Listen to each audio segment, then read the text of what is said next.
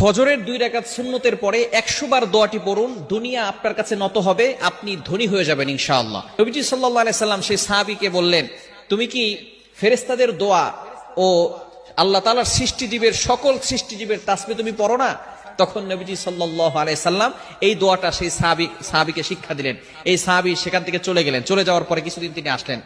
আসার পরে বললেন, ইয়া রাসূলুল্লাহ, ইয়া হাবিবাল্লাহ, আপনি আমাকে যে দোয়াটা শিক্ষা দিয়েছিলেন এই দোয়াটার আমল আমি করেছি। এই আমল করার ফলে আল্লাহ পাক রব্বুল আলামিন আমাকে এত পরিমাণ সম্পদ দিয়েছেন, এই সম্পদ রাখার জায়গা এখন আর আমার কাছে নাই।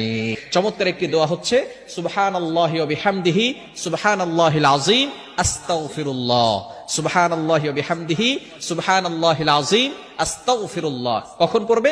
সুবহে সাদিকের সময়। এই সময়টা হচ্ছে 2 রাকাত নামাজ, অর্থাৎ ফজরের 4 রাকাত নামাজ, 2 রাকাত সুন্নত, 2 রাকাত ফরজ।